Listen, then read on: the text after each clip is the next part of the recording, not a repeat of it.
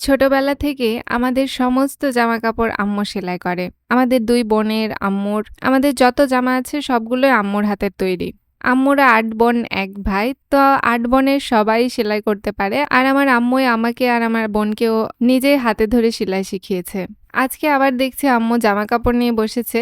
কিন্তু এটা কিন্তু আমার জামা নয়, এটা অন্য একজনের জামা। কার জামা সেটাও আপনারা ভিডিওর শেষেই দেখতে পাবেন। তো ধৈর্য ধরে ভিডিওটা শেষ পর্যন্ত দেখবেন। এই জামাটা আমার ১ম দেখাতেই পছন্দ হয়ে গেছিল, এজন্য কিনেছিলাম। আসসালামু আলাইকুম, সবাই কেমন আছেন? আশা করছি সবাই ভালো আছেন।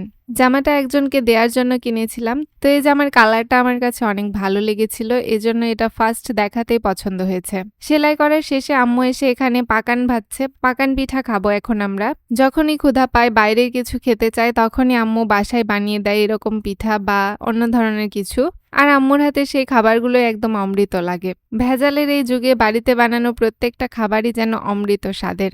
এখন বেলা ১২টা বাজে, তো ১২টার এই সময়টাতে একটু করে ক্ষুধা পায়, আর ক্ষুধা পেলে আম্মু এই ধরনের কিছু স্ন্যাক্স বানিয়ে খাওয়ায় আমাদেরকে। পাকানগুলো বাইরে মুচমুচে আর ভিতরে খুব তুলতুলে সফট হয়েছিল, খেতে দারুণ ছিল।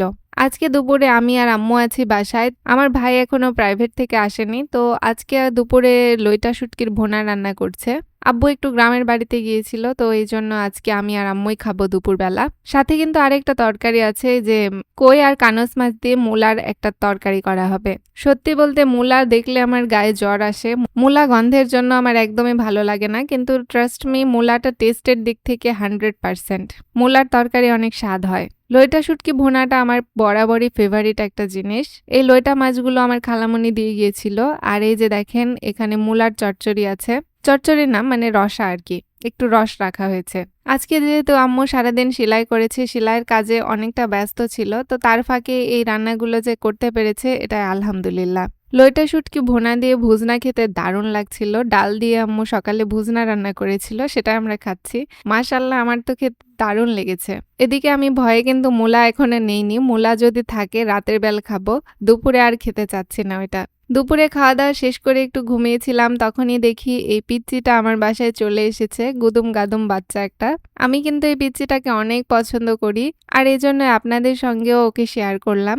আমি এত শান্তশিষ্ট বাচ্চা এর আগে দেখিনি, একদম কান্নাকাটি করে না, খুবই গুড বয়। ও হ্যাঁ, এই পিচ্চিটা কিন্তু ছেলে, মেয়ে না।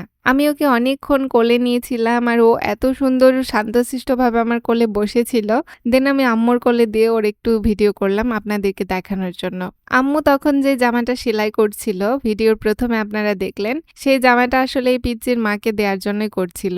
মিমের মুখে হাসি দেখে আমার এত ভালো লাগছিল, ওকে আমি এরকম হাসি খুশি দেখিনি। জামাটা কিন্তু ওকে বেশ মানিয়েছে, আমার চয়েস আছে বলতেই হয়। সন্ধ্যায় আম্মুকে দেখি একটা সবুজ কালার কাপড় নিয়ে কি যেন কাটাকাটি করছে, সেলাই করছে। তো হঠাৎ আমার মনে হলো যে এটা তো আমারই সেমিজ, এটার একটু সাইড ফাটতে হতো, তো সেটা আমি ভুলে গিয়েছিলাম। আম্মু সেই কাজটা বসে থেকে করছিল। মায়েদের কত দিকে খেয়াল রাখতে হয়, তাই না?